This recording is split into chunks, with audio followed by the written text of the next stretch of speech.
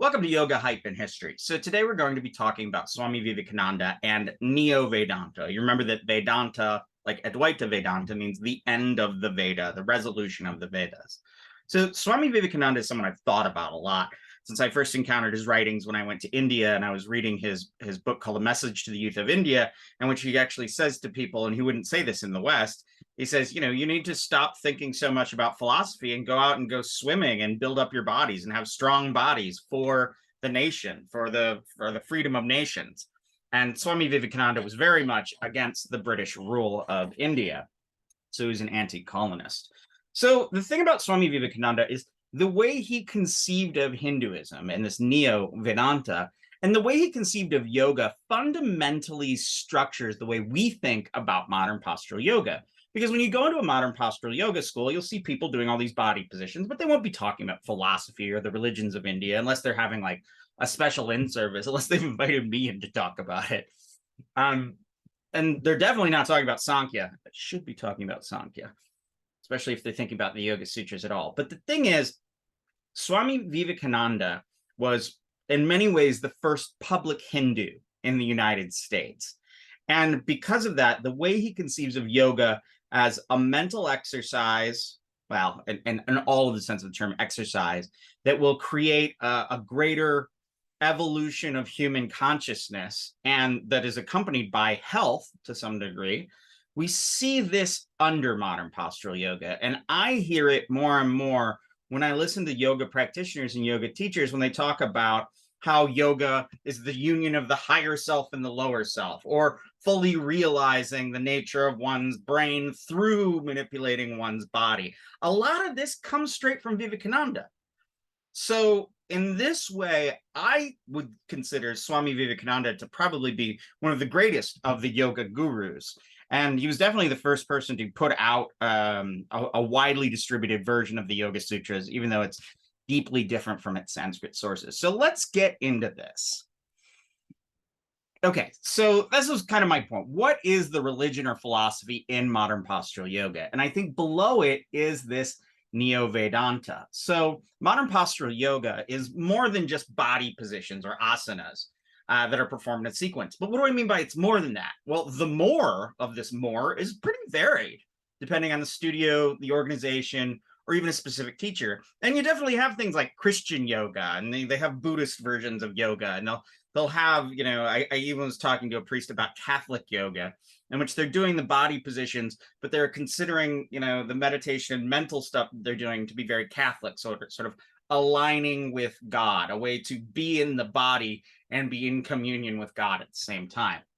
So the thing is, though, when someone starts saying that yoga is the essence of Indian religion, and they often don't say Hinduism, but they'll say that yoga is traced back to India. It's a 5,000-year-old tradition that supposedly balances the body and mind and will lead towards some vague form of enlightenment. What they're usually drawing on is Neo-Vedanta. They're generally not drawing from Sankhya, which the early yoga texts are completely filled with.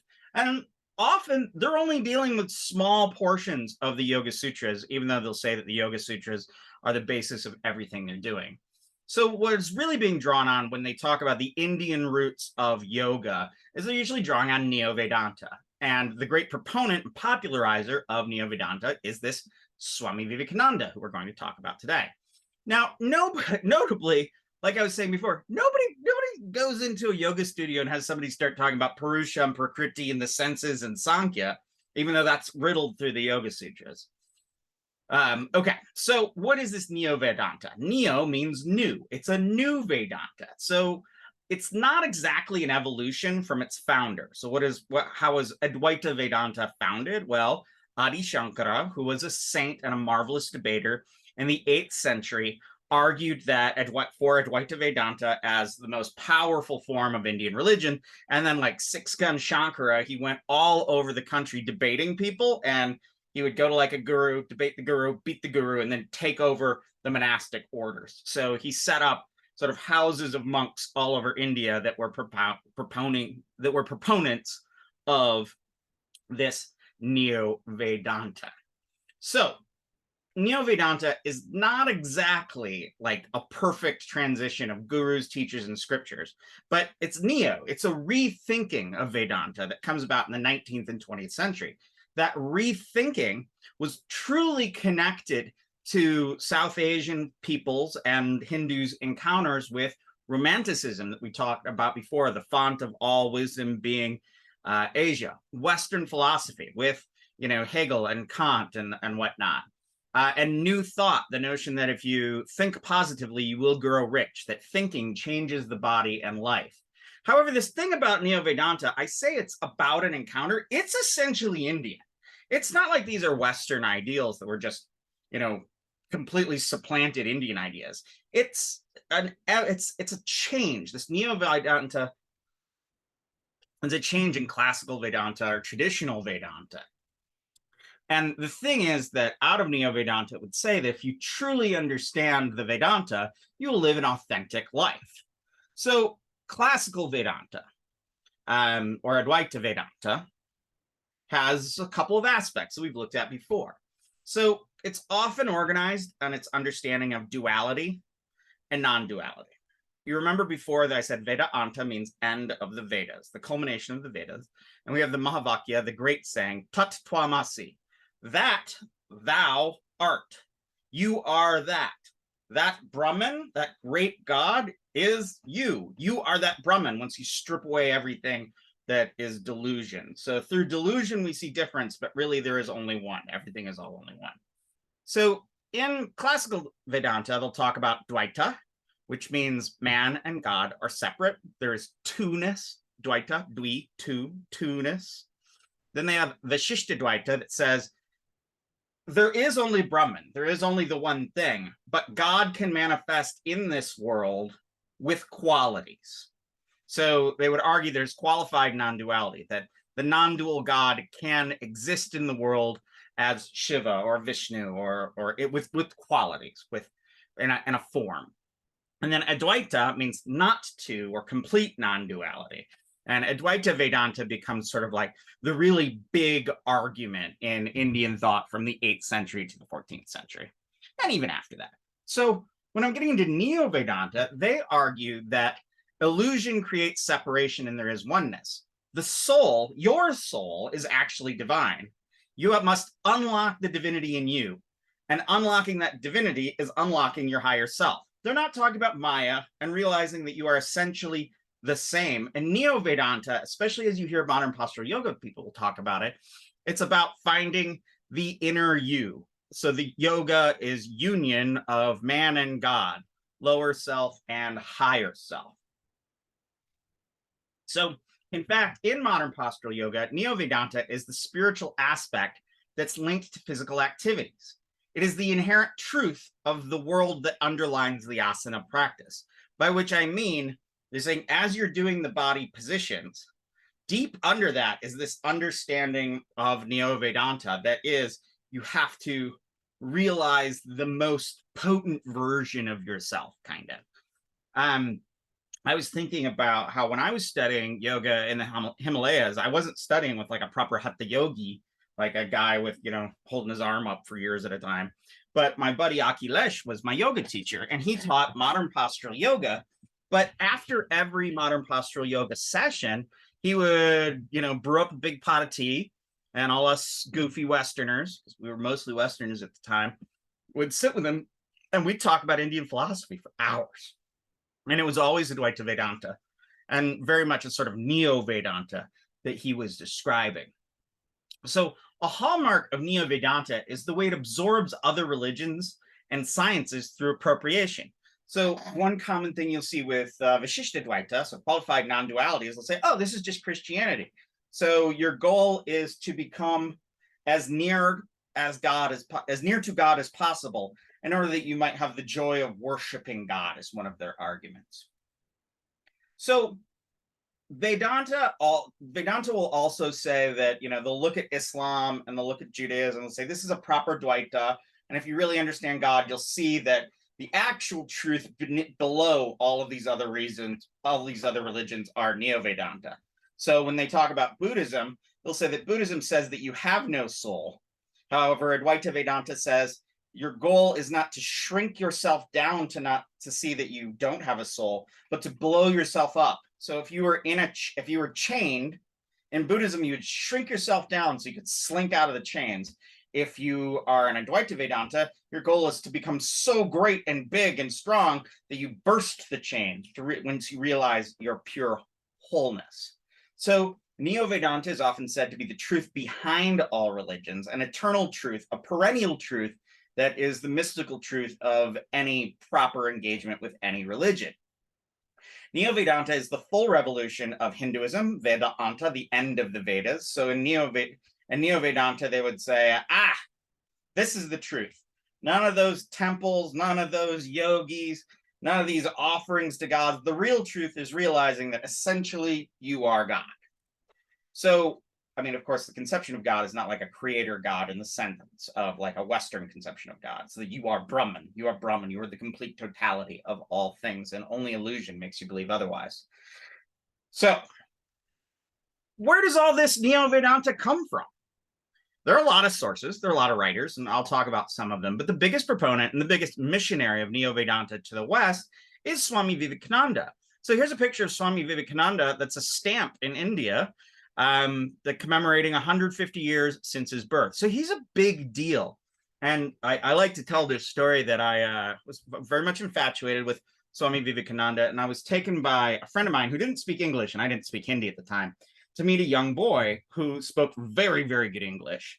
And he was living in a village where very few people spoke English. So we went out there, and this kid had everywhere all of these giant like posters of Arnold Schwarzenegger from like action movies. And he really wanted to ask me if I knew Arnold Schwarzenegger, or if I'd seen all these movies. He wanted to talk about these movies. And I saw behind one of the pictures of one of these big movie posters, I think of the movie Commando, in fact, was an old collage of Swami Vivekananda pictures that the boy had clearly made a couple of years ago when he was younger.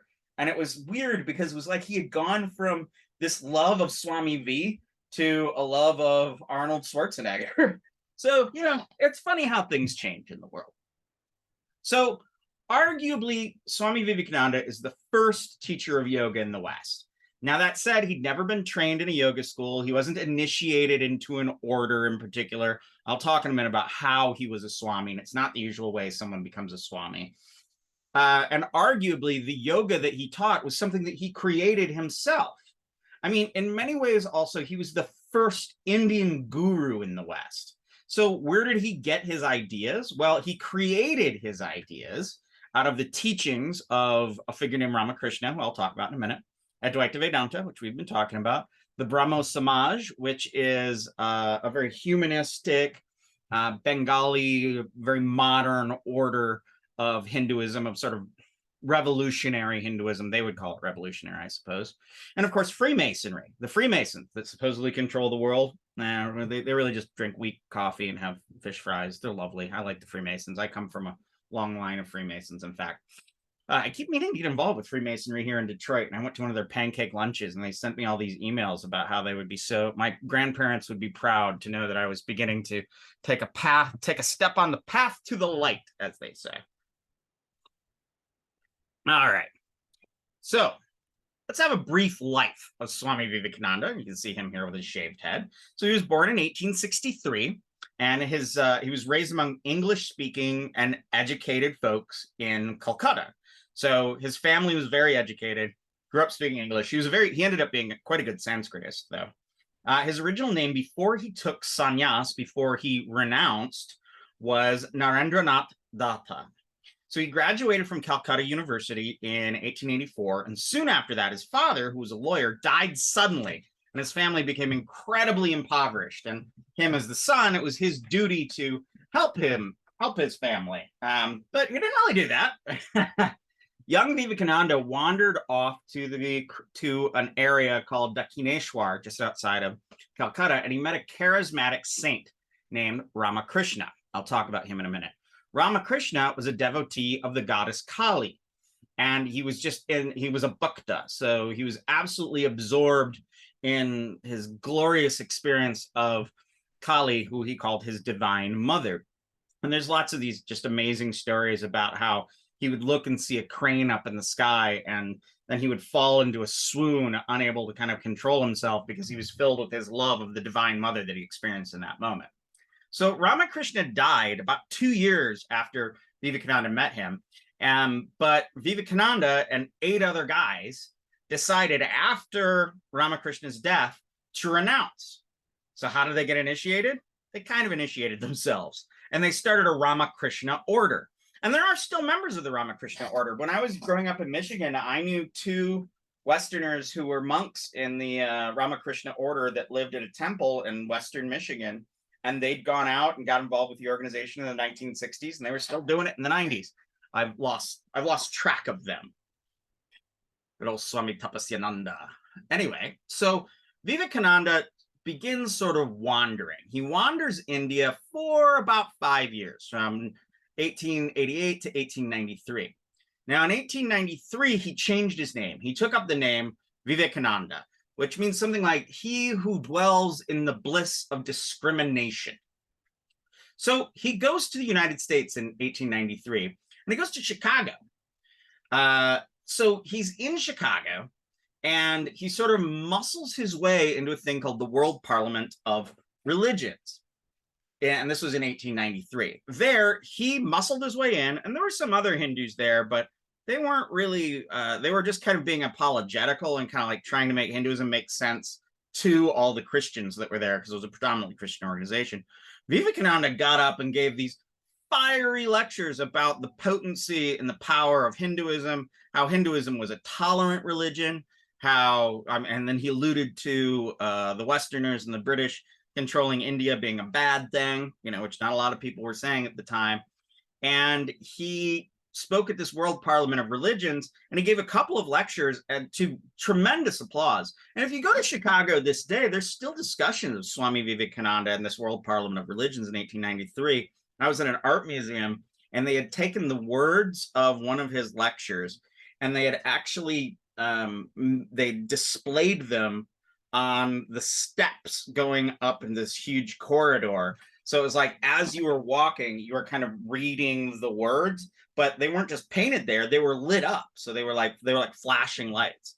So Swami Vivekananda lives on in Chicago. So he and he did talk about yoga a little bit there. So it was the first time people were really hearing about yoga, the first time people were meeting someone who was a passionate advocate for Hinduism in the West. So he travels and lectures extensively in the Northeast of the United States. And he also goes to India, and he returns to South Asia in 1897 after being gone for 4 years.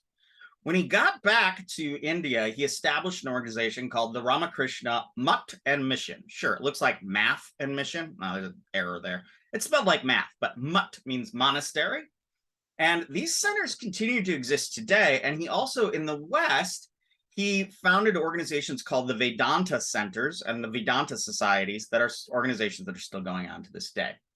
So in 1899, he went back to the United States and England. So that's after 2 years in India. And in 1900, he returns to India, and he dies in 1902 at a very young age. He was in his 40s, and he died of mostly complications due to his untreated diabetes. Why? Because they couldn't treat diabetes at this time. I'm a type 1 diabetic myself.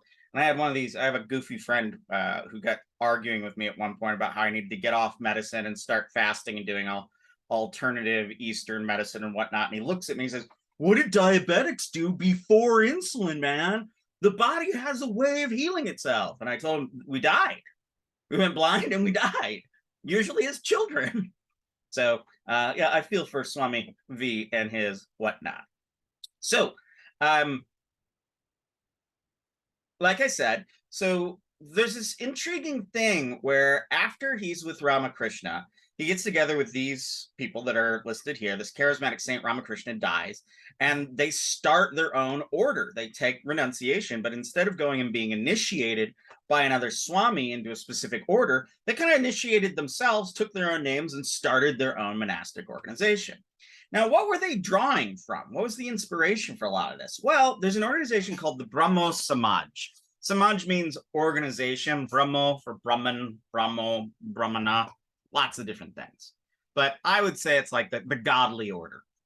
So The Brahmos Samaj is often described in the 19th century as being a sort of Hindu renaissance in Bengal, in the far east of India.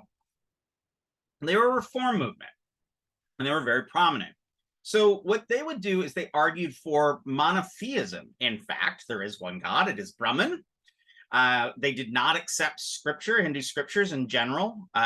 They kind of thought that they could find their own version of Hinduism through selective study of scripture that they wanted to, but they generally rejected scripture as being filled with superstition and filled with the types of things that they didn't like in Hinduism. They had no faith in avatars. What's an avatar? But that's like Krishna. The god Vishnu became Krishna. And actually, if you go to India today, you'll occasionally come across figures who are claimed to be avatars of God. Avatar means to cross over or to cross downward. Avatri, an avatar is an incarnation of God in the world. They rejected idol worship and temple worship. They rejected caste, which is a plus. Considering caste, the different castes that people were in could really structure their lives. And they had sort of an optional faith in karma and rebirth. Some of them believed it, some of them didn't. What's really interesting to me about this is they posited a sort of Hindu monotheism. Now, one of the main proponents and big influences, at least according to Killingly, whom we read today, Swami Vivekananda, was a guy named Keshab Sen. Now, who's Keshab Sen? He was a main proponent of the Brahmo Samaj, and he has a fantastic mustache right there. Blah, blah, blah. Where was I? He advanced Neo-vedanta, like I was talking about, this new version of Vedanta, and he overlaps it with monotheism to some degree, and Indian exceptionalism. He really embraces this romantic notion that all of the truth of all truth can be found in India. It actually all comes from India. And in fact, the further back one goes, the more you will see the absolute truth that has always been established in India. So it has an Indian exceptionalism. He was also heavily influenced by American transcendentalism. William David Thoreau, Ralph Waldo Emerson, all of those great characters. So I was intrigued when I started reading about Keshab Sen to just see how much he read a lot of American literature. So this Neo-Vedanta, as I said, divorces Vedanta from its connections to polytheism and other starkly Hindu structures. Indian exceptionalism, as I'd said, argues that the roots of all religions and true spirituality are in India. In India, religion is at its truest form. In the West, it is in its most degenerate. So they looked to the West and they looked at sort of the Christianity and consumerism and whatnot, and he saw that as the worst version of religion, but the purest form of religion is what's found in Hinduism in India. Sen also advocated a return to living in the forest. What do I mean by that? Well, they had these ideals in India that munis, these silent sages, lived in the forest. So he thought to himself, we can start living communally outside of the city. And he'd get people together and they would build small communities in somewhat semi-rural kind of areas. And they experimented with living in a communal way. And they called these ashrams. So ashram means a place of no work. So a hermitage would be considered an ashram, but you can still do this today. There are ashrams all over the place. Generally, there's one main guru, or the ashram will be a spiritual place that is dedicated to a specific type of teaching or a specific guru who has passed on or is in another form. And people just live communally together. When I first went to India, I stayed mostly in ashrams. They're a little harder to get into these days because there's quite a lot of spiritual tourism. So you'll see where once upon a time, if you go to ashrams, you would really only be you'd be meeting a fair amount of Westerners who were traveling on sort of spiritual and meditation sort of quests. But these days, you know, the Indian middle class is much more wealthy and they're able to travel. So now it often costs money to stay at these ashrams, and they are, and I think this is a good thing, they're actually just much more filled with Indians now, which is a good thing. It used to be the only Indians I'd meet at ashrams would be people who were very, very dedicated to their religions. So when he writes about yoga, he says, we Hindus are specially endowed with and distinguished for the yoga faculty, which is nothing but this power of spiritual communion and absorption. This faculty, which we have inherited from our forefathers, enables us to annihilate space and time. Boom. That's straight up Neo-Vedanta right there. Yoga is not the activity of yogis. Yoga is a mental exertion leading to a state of realizing a loss of delusion, of realizing one's true self, annihilating space and time to see only one's own being, which pervades the entire universe. That's kind of cool. So Sen knew Vivekananda, and he introduced him to a guy named Ramakrishna, who I'm going to talk about in a minute. In many ways, it is this Kaushab Sen who, despite Vivekananda saying he emulated Ramakrishna, in reality, Keshav Sen was the guy he was most similar to. Killingly actually argues when he's sort of talking about Sen's notion of stressing sort of unity of religions and unity of yoga and bhakti or devotionalism. Killingly argues he associates yoga, Sen does, he associates yoga with his own interpretation of the divinity of Jesus, which he says must be framed in Indian terms if Indians are to accept it. So he would reframe Christianity in a way that Christ was a proponent of Neo-vedanta again. So they would absorb all of these religions and try to find a way to incorporate all of them into Hinduism, which brings us to Ramakrishna. Now, Swami Vivekananda says that this guy, Ramakrishna, was the biggest influence on his life, and he tried to emulate him in every way. Who was Ramakrishna? Ramakrishna was an 19th century devotee of the goddess Kali, and he practiced Tantra. He lived in Dakshineshwar in Calcutta. You can still go there. There's wonderful monuments to Ramakrishna there today. So Vivekananda comes and meets Ramakrishna in 1884, but Ramakrishna dies in 1886. So there's really only 2 years that they could have been together. Now, Ramakrishna was a simple guy. He was really charismatic, and he was very much a saint. He would regularly swoon in sort of episodes that were likely epilepsy, in which he would experience union with his divine mother whom he conceived of as Kali. He, in fact, didn't like Advaita Vedanta, and he didn't want everything to be all unified. He said that actually to see everything as one would be to drive you mad, if not being completely impossible.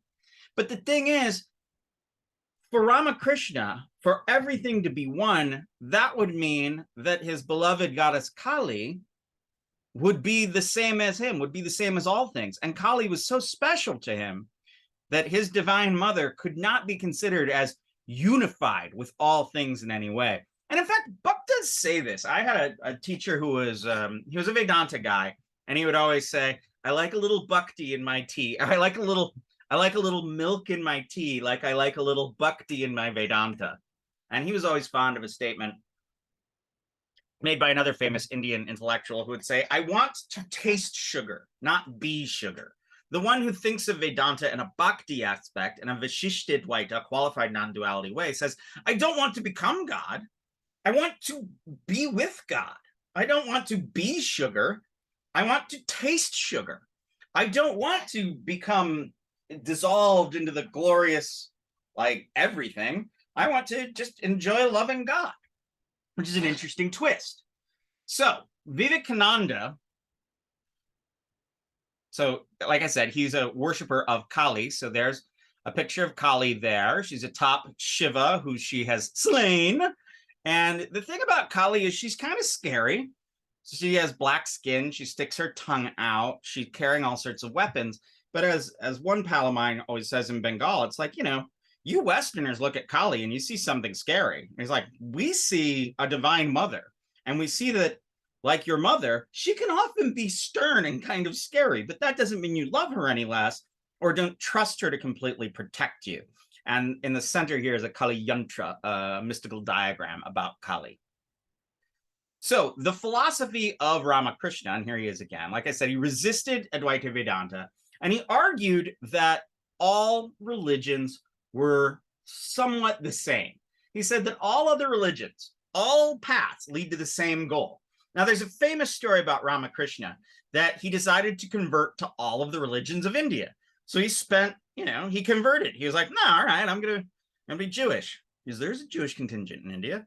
And he did that for a while, and then he was a Muslim for, you know, another week or two, and then he was a Christian for a while, then he was a Parsi, a Zoroastrian, and then he was a Jain for a while, and then he was a Buddhist. And over the course of a month, he just like lived his life as each of these different religions. And at the end, he said, they're all the same. They come to the same end, and that's the love of God and the union with God and the connection to God. So in a way, he says, I practice all the religions, and guess what? Hinduism's the best. Okay, so Vivekananda actually makes this argument more explicitly, saying that all religions have the same goal, but the greatest realization of that goal is Advaita Vedanta. Now, Vivekananda will be seen to have a whole bunch of like real strong commitments to social justice, as we would say now. So in many ways, he went to the West to teach people about yoga and Hinduism, but he also went there to drum up money to bring back, because he couldn't get any money in India, to build out his missions. And his missions were doing things like healthcare, teaching kids to read. Like he was a very humanitarian fellow. It's unclear whether Ramakrishna had any commitments to social activism, though Vivekananda constantly stresses it. Now, one of the intriguing things about Ramakrishna is he was married to a young girl when he became a priest. So because he was a Brahmin and a priest, he needed to be married. So he was in an arranged marriage to this young girl named Sharada Devi. And the thing is, the marriage was never consummated. He never slept with her.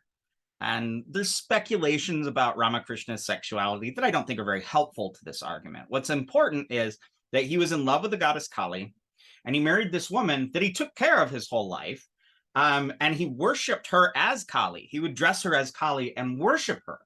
And the interesting thing about Sharada Devi is long after he died, she was considered a holy figure known as the Holy Mother. She's revered today.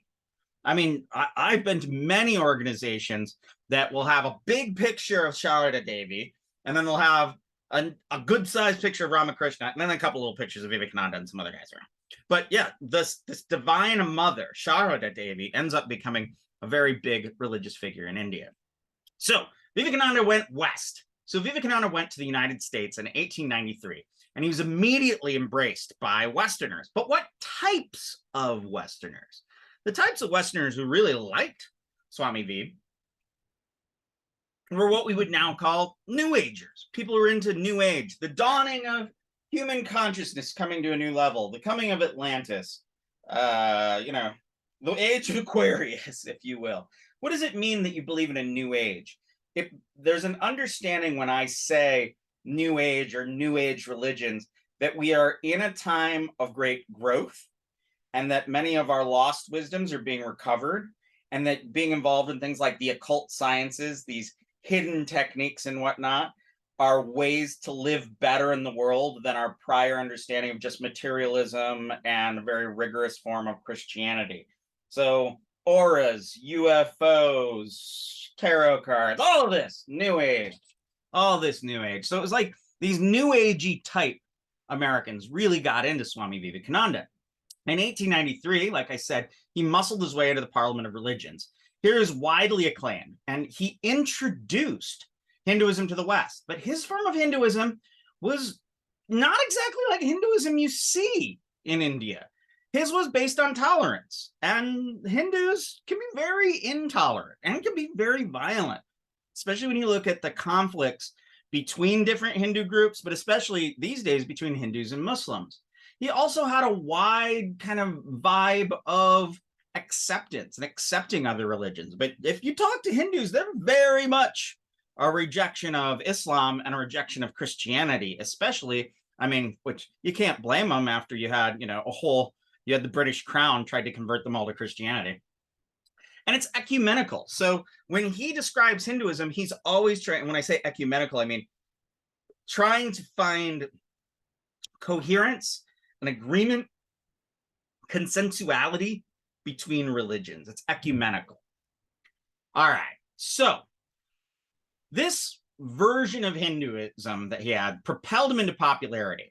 And he, in fact, was sponsored by all sorts of people to travel over the US for 3 years. Now, he was a renunciate, of course, but he was generally put up by a lot of wealthy ladies. And there was no hanky-panky going on there. But the thing is, somebody makes the argument about Gandhi that it cost Congress, the Congress Party, quite a lot of money to keep Gandhi living in poverty. In the same way, it took an awful lot of wealthy white people to keep our Swami, who had a vow of poverty, you know, in the demeanor he's accustomed to. So what's he doing here? He starts getting all these followers around him, and they're very much influenced by four things: harmonial religion, mesmerism, which we talked about, spiritualism, and the occult. Okay, so what are we talking about on all these four? I'm going to review for a minute. And he's also influenced by Freemasonry, but that's a whole other thing. So harmonial religion, which we're going to look at more as the course goes on, is a notion that a person's health, spiritual satisfaction, and even their prosperity in their life is based on a general harmony with the universe. It had a sort of vague, non-churched version of divinity as diffuse in the cosmos. Later, we will see that harmonial religions actually had stretching exercises in them that look really similar to American yoga. Now, harmonial religion is based on a lot of Western occultism, even going back to like some of the great Western occultists like Paracelsus and whatnot. But what's going on in harmonial religion is balance. Balance of breath, balance of body, balance of movement, all of this in balance will put one in harmony, harmonial religion, lack of a better term. And in that harmonial state, you will become wealthy, you will become intelligent, your illnesses will go away once you get everything in balance. Mesmerism. Remember Mesmer, the zappity zap guy with his animal magnetism? So mesmerism argues that there is a force in the universe that binds all things and is common to all of us. And a mesmerist can manipulate this force. It was called the magnetosphere at one point. So they manipulate magnetic energies. So a mesmerist can magnetize someone and they will suddenly be free of their illnesses because the energy of the mesmerist has altered the person they're mesmerizing. I think this sounds an awful lot like Reiki these days, or Qigong coming out of China. All right, spiritualism. Spiritualism is the seances. Spiritualism, the belief in souls that exist after the body dies. We can communicate with these souls of disincarnated or disincarnate humans. You can also communicate with entities that were never human that are out there, and if you contact them, they will give you wisdom. This was a science of experiments to communicate with the dead. And finally, occultists. Occultism just means secret or esoteric meanings and teachings. It literally just means secreted, the occluded. The occult ranges from magical practices to astrology and divination. So Swami V was talking to people that were doing all this stuff.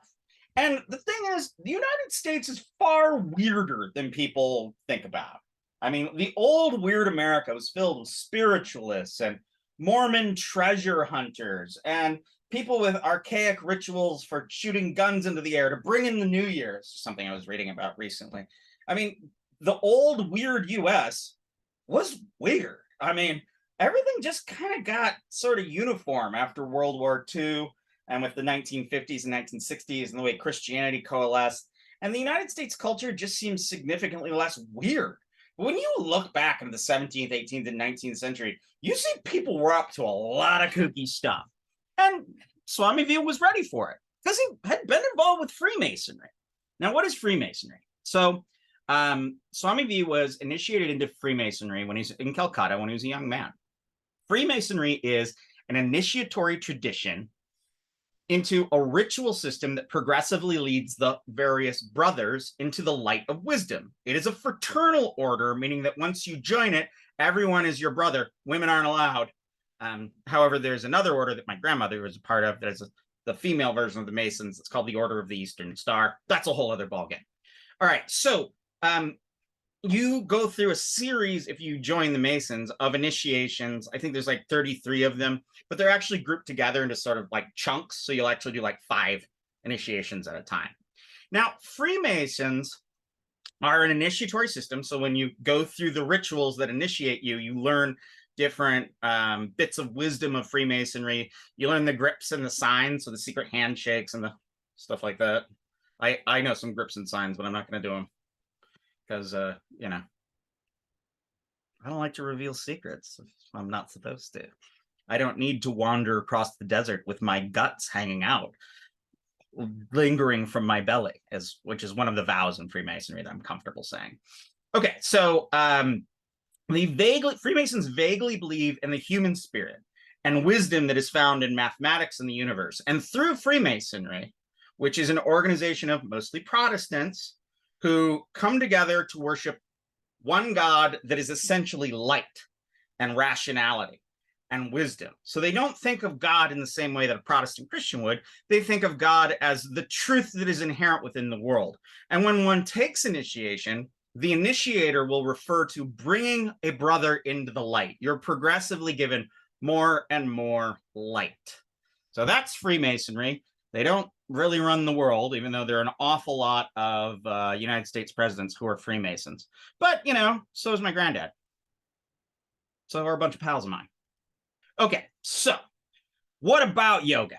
In 1894, Vivekananda first starts really talking about yoga. So he'd gone to the West not to be a teacher of yoga, but to be an advocate for India. Vivekananda introduced yoga as a practical spiritual practice grounded in Advaita Vedanta, and he taught this to Americans. Before Vivekananda, yoga had been this just odd activity of the other. I mean, Henry David Thoreau had called himself a yogi, and I think he did that in Walden, but this had more to do with just his exotic ideals of India rather than any actual yoga practices. And when people would talk about yoga, they would talk about yogis. They would talk about black magic, strange feats, confounding figures. So yoga was just considered this exotic thing. There was a vague understanding that yoga could be a spiritual school, as found in some academic works, but that wasn't why known. Theosophists, who we talked about before with Madame Blavatsky and the like, use the term yoga as an occult science. In fact, one theosophist, A.P. Sinnett, described yoga as cultivated by a brotherhood of adepts all over the East, but mainly in Tibet. Once again, where are the great white brothers that will give us all our wisdom?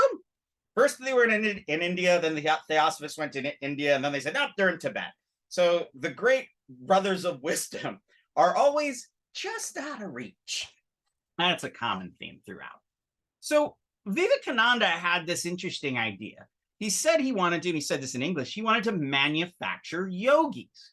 His initial yoga teachings and his initial yoga, the teachers that he made that were teaching yoga had a whole bunch of different philosophies. So if you look on page 26 of, sorry, I had the wrong quote here. If you look on page 26 of Killingly, you see that when Swami V is talking about stuff that's loosely based on the Yoga Sutras and the Bhagavad Gita, he actually kind of refers to a whole bunch of other things. He taught paths that lead to the whole. He taught all prophets are the same. Spirit is omniscient. Truth is beyond books. Truth is within each of us, needing only to be uncovered. And our efforts cannot benefit the world, but they benefit ourselves. He expounded Shankara, the founder Adi Shankara of Advaita Vedanta. He expounded Shankara's commentary on the Vedanta Sutra. He spoke extensively of Ramakrishna and of the goddess, and here and there of Buddha and Jesus. So he taught a lot of stuff, and a lot of stuff that's not in the Bhagavad Gita and not in the Yoga Sutras, and is very much out of this milieu of Neo-vedanta, of agreed ecumenicalism. Okay. When people would be taught yoga by Swami Vivekananda, and you can see these Indian guys here practicing yoga and a big picture of Swami Vivekananda at the back of the room. You would have people sit in chairs, wear normal clothes. You wouldn't wear like a loincloth as traditionally yogis would do. You definitely wouldn't wear, yoga booty shorts and cute little spangly tops. He had a sort of free-form meditation on general spiritual principles. His idea was that his approach was scientific. However, that was not as much to appeal to scientists. He didn't have scientists studying yoga, but if he said this is a scientific method for realization, then people who weren't scientists would do this, and we do this all the time still. Oh, if it's scientific, it must be good. It must work if he says it's a science of realization. Okay, so he was really not, when he says this is a science, he's not appealing to scientists. He's appealing to folks who liked to couch religion in scientific terms, like occultists, esotericists, and these new thought folk. In fact, coming out of Swami Vivekananda's work, and this was how I first encountered a bunch of people that were into Swami Vivekananda, becomes a group called the Self-Realization Fellowship, SRF. They're still around in the United States today. Not as much. They've kind of passed on in the last like 20 years or so. But they're very much into Ramakrishna and also Yogananda, who we'll talk about later, and Vivekananda. And they sit in chairs when they meditate, and they have very specific ways of meditating. They're very much based on this type of Neo-vedanta that Vivekananda brought up. So David White, writing about Vivekananda, argues that Vivekananda had three motives, count them three, for advancing yoga in the United States. First, there was a big amount of demand for practical instructions to advanced individuals. So there were people that were trying to do something called yoga that they saw in translated scriptures. They were trying to meditate. They didn't know what it was. And what happened was these people wanted to find a way to get in touch with the Himalayan masters. They wanted to find their transcendental self. They wanted to get the attainments that some of these teachers have claimed to have, and they didn't have a way. And Swami V was like, I'll give you a way. I'll teach you this yoga thing that I'm doing. And in time, he starts calling it Rajayoga. Ding, ding, ding. Rajayoga. His big book on the Yoga Sutras is actually titled Rajayoga. And that's why people now say that Rajayoga is found in the Bhagavad Gita, because they're actually pulling on Swami Vivekananda. Anyway, so there was a demand. There were lots of Westerners that wanted to learn the stuff he was going to figure out how to teach. Also, finance. He needed money. He wanted to propagate his teachings in the West in order to make money so he could send that money back to support his humanitarian work in India. He also wanted to establish Vedanta centers in the United States, which would be centers for people to meditate, to learn about Vedanta, to have free discourse and whatnot, but would also be ways of generating money to go to support his missions, not his missionary work, his missions in India. Now, also, he wanted to get rid of the supernaturalism of Hinduism. He wanted to have yoga without yogis. So yoga for him was a platform of Neo-vedanta. And he said that it was an ancient science that was actually beyond Hinduism. So he wanted to actually divorce from Hinduism in a way, to just do this new Neo-vedanta thing and be free of caste system, temple worship, the crazy mythology, all the really good stuff, really, I would say. So what is Raja Yoga? So Vivekananda writes a two-part text called Raja Yoga. The text is actually a transcription of his lectures and also an English translation and commentary on the Yoga Sutras. The thing to remember about Swami V is he didn't just sit down and write very much. He would give these lectures and people would write them down. They'd often publish them later. So the collected works of Vivekananda, very few of them is just like stuff he actually wrote. It was more of he would compose these lectures, and he was a really good orator. Like, he was really good. And when you read his work, you're like, oh man, I bet this guy could give a speech. So a lot of his books that we look at are actually just transcriptions of, hit my funny bone. Are actually transcriptions of lectures he gave. And so we got to be careful to not judge them as like analytical texts, but to get more and realize like, oh, this is like a barnstorming lecture he gave to a packed house. So he appeals more to rhetorical flourish, if you will, rather than, say, analysis or synthesis or structure. Okay, so the first part of Raja Yoga is a summary and introduction to Patanjali's 8-part practice, Ashtanga Yoga. So the first thing he does, he leads with Ashtanga Yoga. What are the 8 limbs? The yamas and the niyamas, the do's and the don'ts. Then you have pranayama and asana, so breathing exercises and body positions. Then you have with pratyahara, withdrawal. Then you have, so that's withdrawing the senses. Then you have dharana, concentration, dhyana, meditation, and finally samadhi. And what is samadhi? Samadhi is that like absolute union that is the result of this yoga system. So first part of it is a summary and introduction to Patanjali's 8-part practice. This is actually the first written commentary on Yoga Sutras. We'd had translation, but what Swami V is really doing here is he's writing a commentary. Prior to writing this book, he hadn't thought about the Yoga Sutras at all. And in fact, we see that he requested a whole bunch of books on the Yoga Sutras and related texts because he just hadn't studied them, though he was a fine Sanskritist in his youth. And the Yoga Sutras, really, there were no new commentaries on them after the 16th century. So suddenly we have a guy that's looking at the Yoga Sutras and he's writing his own English language commentary. And he's an Indian guy, but he's talking to white people. East and West. They can't be divided. Okay. So because he had no official school, he wasn't initiated into like an order of other swamis. He could write this commentary without any respect to lineage.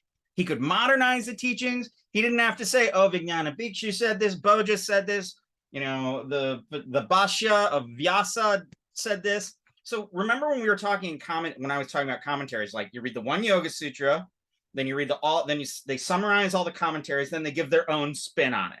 He's not doing any of that. He's just like, here's the Yoga Sutras. This is what it means. I'm not going to refer to anything else.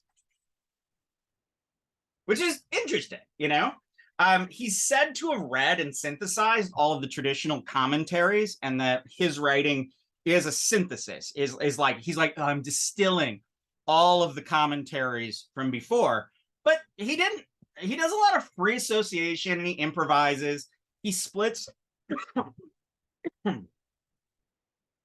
He splits from like other commentary texts. He doesn't refer to any of the other commentaries.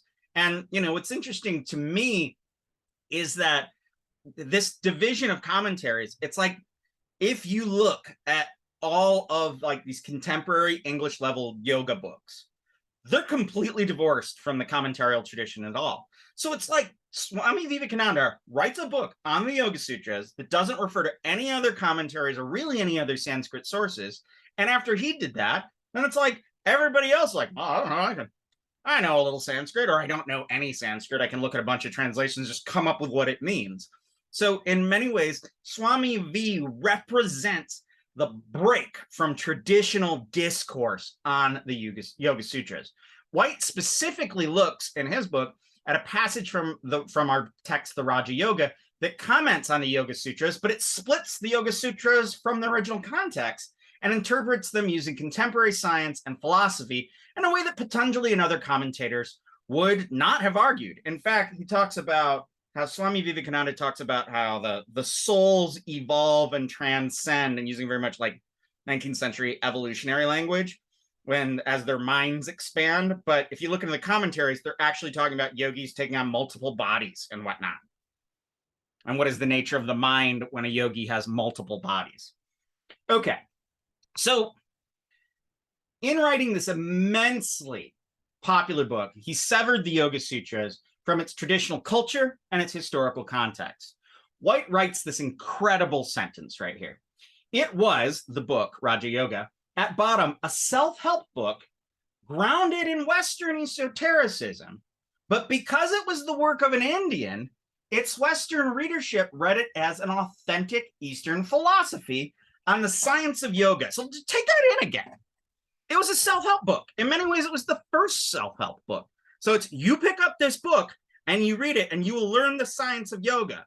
And you're like, well, where is he getting this from? Well, he's an Indian guy, so he's got to be getting it from ancient India. But as White and many others have shown, he's drawing on mesmerism and harmonial religion and Freemasonry and all of this Western stuff.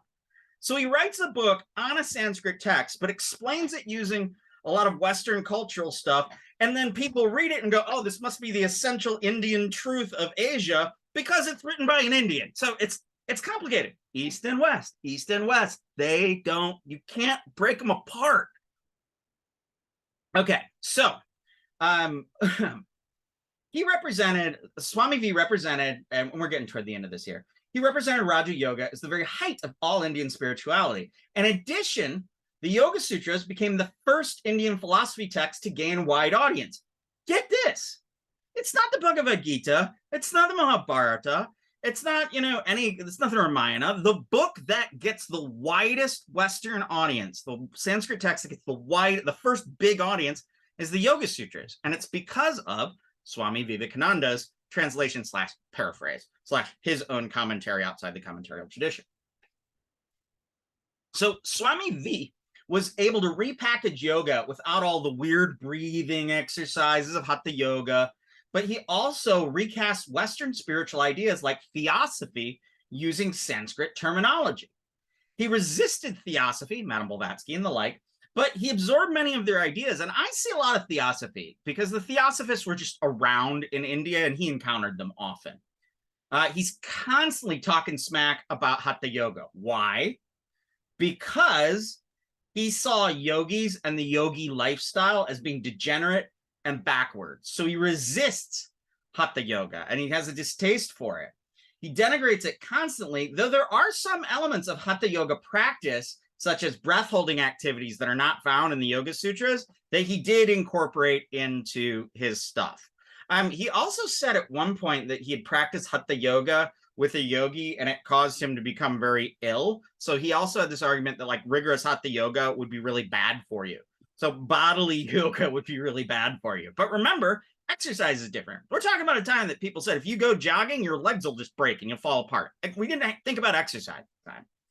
So Vivekananda actually writes, and this kind of summarizes it up in, and this is quoted in white on chapter 132 about his sort of critique of yoga and his newfangled form of yoga. Mystery mongering weakens the human brain. It has well nigh destroyed yoga, one of the grandest of sciences. From the time it was discovered more than 4,000 years ago, yoga was perfectly delineated, formulated, and preached in India. Does that sound right to you based on what we've learned? It is a striking fact that the more modern the commentator, the greater mistakes he makes. This is his point that contemporary Hatha yogis are getting it all wrong. The more ancient an author is, the more rational he is. That is patently false, but it is this idea that the Sanskritic ancient Hindu tradition is the most real and the most true. Most of the modern writers talk of all sorts of mystery. Thus, yoga fell into the hands of a few persons who made it a secret, instead of letting the full blaze of daylight and reason fall upon it. They did that so that they might have the power to themselves. This is where he's saying that all the yoga teachers other than him and all the yoga practitioners other than him are getting it all wrong, keeping things secret and misinforming everyone. But he's telling you all the truth, and that truth will set you free, and it belongs to all human beings, no matter where they are and what culture they come from. So these Neo-Vedanta, this is my last part, Western ideals become the very type of philosophy propounded around yoga. Now, yoga isn't religious. How do you define religion? That gets difficult. And I definitely resist the Christian fundamentalist argument that yoga is inherently demon worship and you're opening your body to demons. But then we'd have to talk about demons. Who am I kidding? I love talking about demons. Anyway, so the vast majority of yoga gurus these days and popular Hindu type gurus, from Maharishi to John Friend to Satya Sai Baba, all of them are using this sort of Neo-Vedanta understanding of Vedanta and Hinduism. So Neo-Vedanta is not classical Vedanta, the Advaita Vedanta, like we said, but it is the current evolution of what some people would call sophisticated Hinduism, or some people would call Hindu modernism. It has created a unified philosophy propounded by the majority of educated Hindus. And if you go to a dinner party with a bunch of Hindus, you will find yourself, I often say this, when I go to a party with a whole bunch of Hindus, there generally tends to be two places you can end up if you're me. One is in the kitchen talking to the old ladies. This is the place I prefer, because there I'm going to hear about rituals, I'm going to hear stories, I'm going to hear about what they did when they were growing up, how they've adapted to wherever they're living now. That stuff's fascinating to me. Or you can be in the parlor, maybe drinking a little scotch with the uncles. These old cranks. As much as I love them, they will sit for hours talking about Vedanta. But I swear the only reason they talk about Vedanta is so they don't have to do what their wife told them and they don't have to go to temple next week. They're constantly talking about, well, we got rid of everything in Hinduism that is not completely rigorous and material. And then everything that's left, that's Vedanta. And once you realize that it's all illusion and you realize that you are the essential truth of all things, then you don't need to do ritual. You don't need to go to temple. No, not all Indian dinner parties are like this, but I've sure been to a lot of them like that. And I prefer to be in the kitchen. Anyway, so the kind of interesting thing about this, though, is it forms a type of Hinduism that everybody can at least pay lip service to or agree upon for sake of a conversation. This also pushes Hinduism into conversation with the world, engagement with the sciences, and creates a religious identity for Hindus abroad. So there's one, and regularly you'll see this. Hindus will say, oh, Vedanta unifies us all, because our regional traditions in India are so very different. Regional customs are different, languages are different, but they can all kind of agree on Vedanta.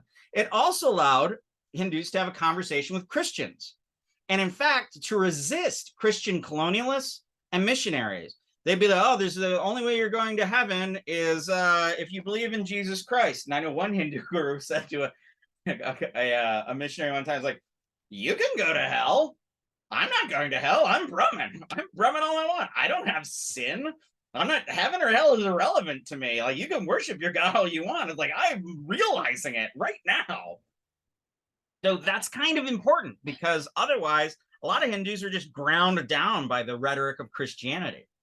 On the other hand, Neo-Vedanta tends to critique things that they call superstitious. And you've heard me say this before. Superstitions are technologies for living in the world, for making the world balanced, for living well. So if a crow crosses your path and you know you're going to have a bad day, maybe you turn around and go feed a goat. Well, you don't feed a goat, go feed a cow. Or maybe you go to the temple and you're like, okay, I feel better now. That omen is like, they would say, it's superstition. You got to get rid of it. Like, no, superstition is how we make sense of our confusing and messy life. They also critique idol worship. They're like, all of these idols. I remember Swami, not a Swami, but Krishnamurti, who was very much a Neo-Vedantin, he would say, look at that ugly temple up there, referring to one of the most beautiful temples in India. It's like the truth of humanity is Atman right here. It is realization of the self right here. All of that is just ugliness and temple worshiping and worshiping of concrete nothing. I resist that. It critiques deity transactions. It critiques, I do this and the deity does a thing for me. So all of these things are critiqued by Neo-Vedanta. Now, the thing is, there's certain, what I would argue, are Protestant Christian suppositions. It mirrors Christian Protestants' disdain for Catholicism's clerics, their priestly orders, saints, and the rituals of the Catholic Church. There's an odd overlap here between Neo-Vedanta and its critique of Hinduism and Protestant Christianity and its critique of Catholicism. And is it any wonder, considering some of the main influences on India from the West were Protestants? Why? English. Because of English. Because English was a language they could access. All right, so in a telling example, outside the genre of the guru books that kind of churn out the same nonsense. Okay, what am I saying here? There's not a lot of innovation in Neo-Vedanta. They came up with the idea. It's still just going. There are a bunch of like Indian gurus these days that, repackage Neo-Vedanta, but they all kind of say mostly the same thing. Even in scholarship, there's very little new work on Vedanta philosophy. And despite there being a large amount of manuscripts, not many people really study classical Advaita Vedanta. And those that do are really angry that no more people do it. In the field of yoga and tantra, however, there are tons of discoveries made daily. I would argue that's because Neo-Vedanta doesn't have as much diversity. These Neo-Vedanta texts just churn through a couple of philosophical arguments with some pretty impressive nuance, but just kind of ad nauseum. But if you're reading a ritual text, you can really see the pre-modern world. The world comes to life when I'm reading a tantra or I'm reading literature. The world does not come to life when I'm reading about, Atman and Brahman and the state of the jiva and perception. So I would say that Advaita Vedanta and Neo-Vedanta, for that matter, doesn't really well depict pre-modern India. And pre-modern India, I'm very interested in. Why doesn't it? Because it wasn't there. Because Neo-Vedanta is a product of the 19th and 20th century. So if you're looking to Neo-Vedanta to try to understand India, you're hard pressed to do that. You'll understand a small part of India. But if you want to understand like the history of India, Neo-Vedanta gets you nowhere because it wasn't there at the time. So Neo-Vedanta, I would argue, I don't have a lot of disdain for it. It's its own thing. It's worthy of studying in its own right, but it's modern. It should not be used to interpret the pre-modern, but it should definitely be used to interpret, Hindus that you encounter in your daily life today. So I ask at the end, what is the philosophy or religion in a yoga studio? If you really ask the yoga teacher, what's behind all this? Sometimes you get a vague Christianity. Sometimes you'll get sort of a general new thought. If you think well and your body is healthy, then you'll be well all around. But sometimes, if they're informed, and if their yoga teacher training actually had a fair bit of Indian philosophy in it, you'll usually get Neo-Vedanta. And that's the story of Neo-Vedanta. Next stop, medieval yoga and much more fun. I will see you next time. Take care.